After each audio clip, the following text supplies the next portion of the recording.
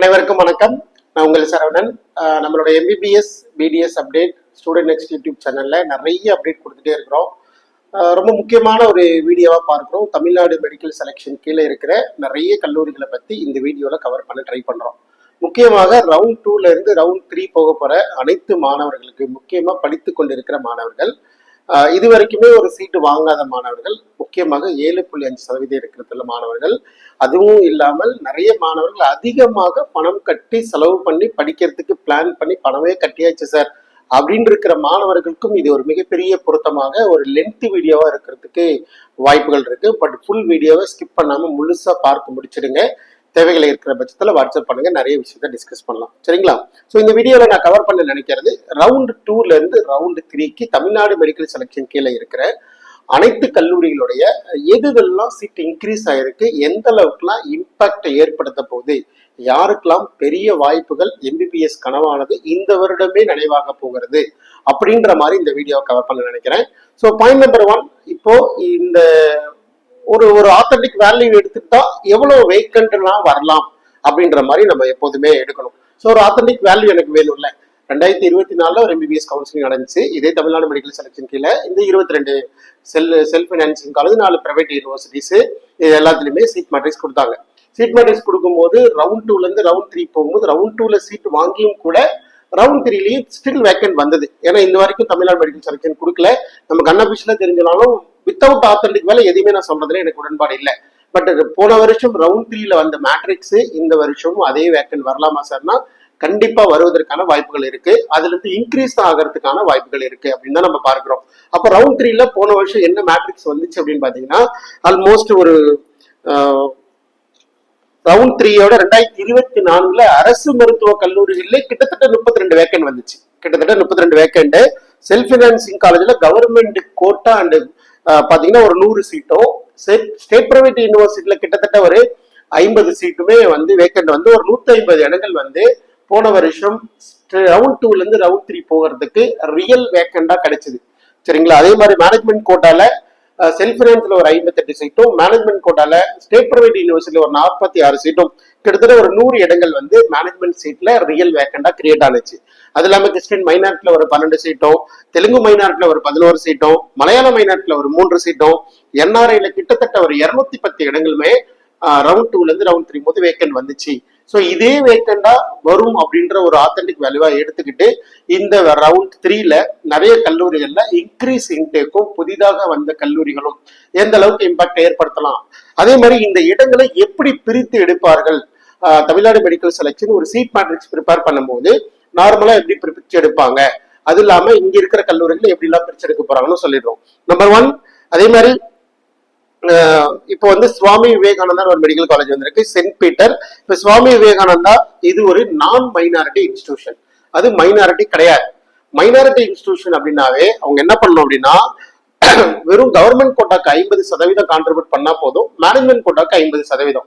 நான் minority institution 65% government கோட்டாக்கு என்ன பண்ணணும், நம்ம வந்து கான்ட்ரிபியூட் பண்ணி ஆகும். அப்போ சீட்ஸ் அதிகமா கிடைக்குதே சார் அப்படின்னு தான் நம்ம யோசிப்போம். உண்மைதான். பட் மேனேஜ்மெண்ட் ஏன் நிறைய கல்லூரிகள் வந்து மைனாரிட்டியா இருக்கிறதுக்கான காரணம் வந்து 50% மேனேஜ்மெண்ட் கோட்டா சீட்ஸ் கொடுத்தா அவங்களுடைய பினான்சியல் ரிசோர்ஸ் மணி வந்து அதிகமா கிடைக்கும். அதனாலதான் இந்த மைனாரிட்டி இன்ஸ்டிடியூஷனா நிறைய கல்லூரிகள் ஆரம்பிக்கப்படுகிறதுக்கான மிக முக்கிய காரணமே. ஸோ 50% கான்ட்ரிபியூட் பண்ணா போதும், கவர்மெண்ட் கோட்டாக்கு 50%, மேனேஜ்மெண்ட் கோட்டாக்கு 50%. அதே மாதிரி நான் மைனாரிட்டி இன்ஸ்டிடியூஷன் இருந்தா 60-65% வரைக்குமே நம்ம கவர்மெண்ட் கோட்டாக்கு நம்ம கொடுத்து ஆகணும், வேற வெளியே கிடையாது. ரிமைனிங் 35% மட்டும்தான் மேனேஜ்மெண்ட் கோட்டா. சரிங்களா? அந்த ஒரு பேசிஸ்ல இப்ப சுவாமி விவேகானந்தால மொத்தம் 50 இடங்கள் இன்க்ரீஸ் ஆகுது. அப்போ 7.5% ஒரு 3 இடங்களும், கவர்மெண்ட் கோட்டாக்கு ஒரு 30 சீட்டும், மேனேஜ்மெண்ட் கோட்டாக்கு ஒரு 10 சீட்டும், என்ஆர்ஐக்கு ஒரு 7 சீட்டும் கொடுப்பதற்கான வாய்ப்புகள் இருக்கிறதா நம்ம பார்க்கிறோம். பட் அபிஷியலா இது ஒரு டென்டேட்டிவ் தான், அபிஷியல் இன்ஃபர்மேஷன் டீன் மெடிக்கல் தான் சொல்லணும். பட் இருந்தாலும் இது ஒரு தோராயமான கணக்கு, தவறா நினைச்சுக்க கூடாது. சென்ட் பீட்டர் பொறுத்த வரைக்கும் 100 இடங்கள் அதிகமாகுது. அப்படி பார்க்கும்போது 7.5% மாணவர்களுக்கு ஒரு 5 இடங்கள் கொடுக்கலாம், கவர்மெண்ட் கோட்டாக்கு 60 இடங்கள் கொடுக்கலாம், அதே மாதிரி மேனேஜ்மெண்ட் கோட்டாக்கு 20 இடங்களும், என்ஆர்ஐக்கு 15 இடங்களும் கொடுக்கறதுக்கான வாய்ப்புகள் இருக்கு. அதே மாதிரி தாகூர் மெடிக்கல் காலேஜ் இது ஒரு நான் மைனாரிட்டி இன்ஸ்டிடியூஷன், 7.5%க்கு 5 இடங்களும், அதே மாதிரி கவர்மெண்ட் கோட்டாக்கு 60 இடங்கள் கொடுக்கறதுக்கான வாய்ப்புகள் இருக்கு.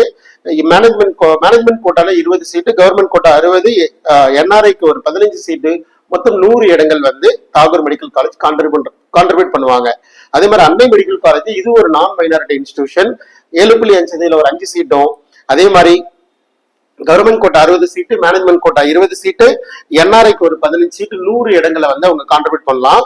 அருமை பொறுத்த வரைக்கும் ஒரு Telugu minority institution. So Telugu மைனாரிட்டியா இருக்கிறதுனால அவங்க 7.5% 3 சீட்டும், கவர்மெண்ட் கோட்டாக்கு ஒரு 22 சீட்டும், மேனேஜ்மெண்ட் கோட்டாக்கு ஒரு 18 சீட்டும், என்ஆர்ஐக்கு வந்து ஒரு 7 சீட்டும், மொத்தம் 50 இடங்கள் கான்ட்ரிபியூட் பண்ண வாய்ப்புகள் இருக்கு.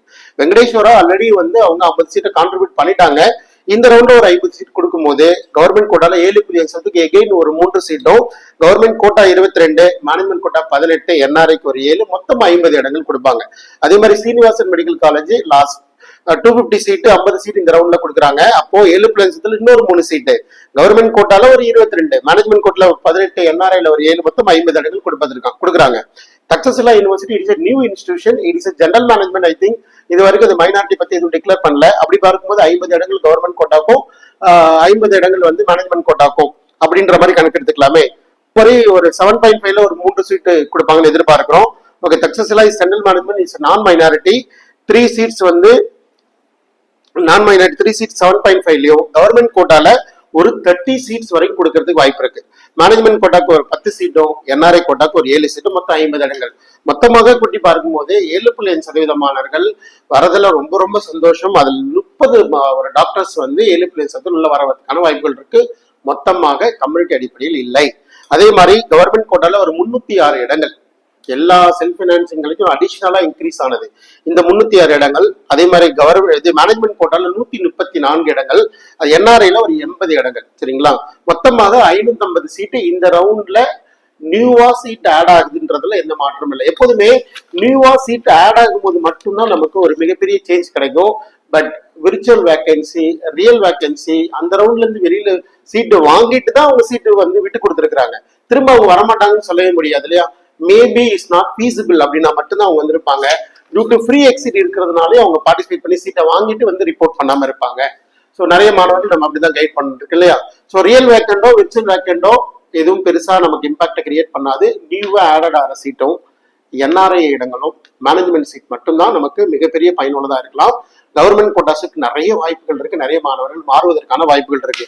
எப்போதுமே கவர்மெண்ட் கோட்டா பொறுத்த வரைக்கும் நீங்க எப்படி நம்ம செக் பண்ணணும் அப்படின்னா, நீங்க எப்போதுமே செல்ஃப் பைனான்சிங் காலேஜ்ல நான் கடைசியா ஒரு 460 பார்த்தேன், இப்ப நான் 450 போறேன் அப்படிலாம் நீங்க எப்போதுமே கால்குலேட் பண்ணக்கூடாது. கவர்மெண்ட் காலேஜ்ல என்ன மார்க் முடிஞ்சிருக்கோ அதுல இருந்து உங்களோட மதிப்பெண் வரைக்கும் இருக்கிற மார்க்கு, மாணவர்கள், நம்பர் ஆஃப் எண்ணிக்கை, number of community rank, community மாணவர்கள், அதெல்லாம் ரொம்ப முக்கியம். அதெல்லாம் தான் உங்களுக்கு ஹெல்ப் பண்ணும். ஏன்னா தேர்ட் ரவுண்ட் ரொம்ப ரொம்ப சென்சிட்டிவான ரவுண்ட் இல்லையா. ஒரு மேனேஜ்மெண்ட் கோட்டால இருந்து நீங்க கவர்மெண்ட் கோட்டாக்கு மாறுறீங்கன்னா ரீடைன் ஆகும், இல்ல அங்கே தங்கும். அப்போ ரொம்ப கவனமா இருக்க வேண்டியது அவசியம் இல்லையா. ஸோ அதே மாதிரி மேனேஜ்மெண்ட் கோட்டால சீரியல் நம்பர் ஆல்மோஸ்ட் நிறைய மாணவர்கள் இருக்கிறாங்க. முக்கியமா சவுத் இந்தியால இருக்கிற எல்லா மாணவர்களும் இங்க தமிழ்நாட்டிலையும் பார்ட்டிசிபேட் பண்ணிருக்காங்க, அப்ளிகேஷன் போட்டிருக்கிறாங்க. சரிங்களா. ஸோ எப்போதுமே நம்ம கட் ஆஃப் லாஸ்டா இருக்கிறத பார்க்க கூடாது. நம்மளுடைய ரேங்க் வேல்யூஸ் ரொம்ப முக்கியம். அரசு மருத்துவக் கல்லூரியில் தான் நான் பார்க்கணும் எப்போதும் சொல்லுவோம். கட் ஆஃப் மாற்றங்கள், நியூ சீட்ஸ் மட்டும்தான் உங்களுக்கு ஸ்லைடு சேஞ்சஸ் கொடுக்கலாமே தவிர மற்றபடி நியூ சீட்ஸ் இல்லாமல் மாற்றங்கள் ஏற்படாது. நியூ சீட்ஸ் வரத மிகப்பெரிய ஆதரவா நம்ம பார்க்கிறோம். சரிங்களா. ஸோ எக்ஸாம்பிள் என்னென்ன மாதிரியான ஃபர்தர் வாய்ப்புகள் இருக்கு அப்படின்றத கிளியரா சொல்லிடலாம். நம்பர் 1, இந்த மாதிரிலாம் சில வாய்ப்புகள் நிறைய இருக்குங்க, நிறைய மாணவர்கள் மிஸ் பண்ணக்கூடாது. அதே மாதிரி நான் இப்ப என்கிட்ட ஒரு ஸ்டூடெண்ட் இருக்காருன்னா இதுல இருக்கிற ஆப்பர்ச்சுனிட்டி எங்கிட்ட ஒரு ஸ்டூடெண்ட் இருக்கும் போது நான் இது எல்லா ஆஸ்பெக்டுமே பார்த்து அந்த மாணவனை கம்ப்ளீட் பண்ணணும் அப்படின்றதான் பார்ப்பேன். என்னோட இன்சைட் அப்படித்தானே இருக்கும், நான் அப்படித்தானே கம்ப்ளீட் பண்ண பார்ப்பேன். அப்படிதான் அது மாதிரி இவ்வளவு வாய்ப்புகள் இருக்கிறத நான் உங்களுக்கு கைட் பண்றேன். முக்கியமா அரசு கல்லூரியில இருக்கிற மாணவர்கள் ரொம்ப சந்தோஷம். ஆல்ரெடி நீங்க ஒரு சேஃப் ஜோன்ல இருக்கீங்க, இருந்தாலும் அதுக்கு மேல இருக்கிற கவர்மெண்ட் காலேஜுக்கு போகலாம். கவர்மெண்ட் கோட்டாயில் செல்ஃப் பினான்சியல் இருக்கிற மாணவர்கள் due to the all India quota நிறைய சீட்ஸ் இன்க்ரீஸ் ஆகுதுன்னா 24 hours டைம் இருக்கு. பிளீஸ் நீங்க சாய்ஸ் ஃபில் பண்ணலாம். ஒருவேளை கவர்மெண்ட் காலேஜ்ல கிடைச்சதுன்னா அதுக்கு அடுத்த நாள் தான் தமிழ்நாடு கவர்மெண்ட் ரெசிக்னேஷன் க்ளோஸ் பண்ணுவாங்க, அப்ப கூட மாறிக்கிடலாம். மேனேஜ்மெண்ட் கோட்டா பொறுத்த வரைக்கும் நிறைய மாணவர்கள் 20 லட்சம் ரூபாய் கட்டி படிக்கிறாங்க. எத்தனை மாணவர்கள் நான் கைவிட்டு நான் காமிக்கிறேன், எத்தனை மாணவர்கள் காமிக்கிறேன். அதுல பாதி மாணவர்கள் கவர்மெண்ட் கோட்டால மாறுவதற்கான சில வாய்ப்புகள்லாம் இருக்கு. சரிங்களா. நம்ம கூட இருக்கிற மாணவர்கள் அவ்வளவு கைட் பண்றோம். ஸோ மேனேஜ்மெண்ட் கோட்டான்றது 20 லட்சம், கவர்மெண்ட் கோட்டான்றது 50 லட்சம். 50 லட்ச ரூபாய் வித்தியாசம்ன்றது எவ்வளவு பெரிய விஷயம் இல்லையா. எப்போதுமே ஒரு MBBS சீட்டை கவர்மெண்ட் காலேஜை தாண்டி எந்த காலேஜ் போகும்போதுமே பினான்சியல் தான் ஒரு காலேஜ் அடிஷன் கிடைக்குது. குவாலிட்டி அதெல்லாம் டாப் காலேஜ் விட்டுருங்க, மற்றபடி எது லெசரா இருக்கோ அங்கதான் போறதுக்கு நான் விரும்புறேன். அப்போ என்னோட மாணவர்கள் அப்படிதான் விரும்புவாங்க, நீங்களும் அப்படித்தானே இருக்கணும். மேனேஜ்மெண்ட் கோட்டால இருந்து கவர்மெண்ட் கோட்டா மாறினா 50 லட்சம் நமக்கு குறையும். ஸோ அப்போ மாறணும். அதே மாதிரி மேனேஜ்மெண்ட் கோட்டா வெயிட் பண்ற நிறைய மாணவர்கள் ஒருவேளை தமிழ்நாட்டுல பொருத்தம் இல்லாத இந்த வாய்ப்புகள் இருந்தால் நம்ம எப்படி எப்போதுமே ஒரு படிப்பையும் ஒரு தேடுதலையும் உலக அளவில் யோசிக்கணும். எப்போதுமே என்னோட பாசனா சொல்லுவாங்க, எப்போதுமே உங்களுடைய தேடலை உலக அளவில் ட்ரை பண்ணுங்க, எப்போதுமே ஒரு இடத்துல பார்க்க கூடாதுன்னு சொல்லுவாங்க.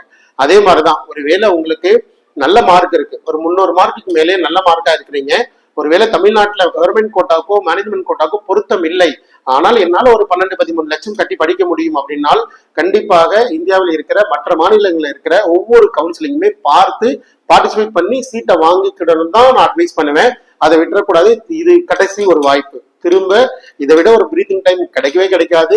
எகெயின் ஆல் இண்டியா கோட்டால கவுன்சிலிங் ஷெட்யூலை சேஞ்ச் பண்ணாங்கன்னா எல்லா ஸ்டேட்லயுமே திரும்ப கவுன்சிலிங் ஷெட்யூல் ஓப்பன் ஆகிறதுக்கு வாய்ப்பு இருக்கு. பட் நாளைக்கு க்ளோஸ் பண்றதுனால சேஞ்ச் ஆனிச்சுன்னா பார்ட்டிசிபேட் பண்ணுங்க, தவறு இல்லை.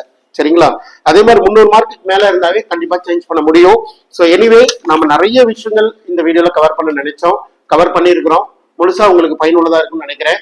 இன்னமும் உங்களுடைய இடத்தையும் உங்களுடைய செலவின தொகையும் நீங்களுடைய நிக்கிற கியூவோட நம்பரும் தெரியாம புரியாம ஒரு ஹை பட்ஜெட்ல போய் சேர்த்துறதுல எனக்கு விருப்பம் இல்லை. ரொம்ப கவனமா உங்க இடத்தை தீர்மானிங்க, நல்ல கலந்து ஆலோசிங்க, நல்ல இடத்துல உங்க நேரத்தை இன்வெஸ்ட் பண்ணுங்க, டைமை இன்வெஸ்ட் பண்ணுங்க. சரிங்களா?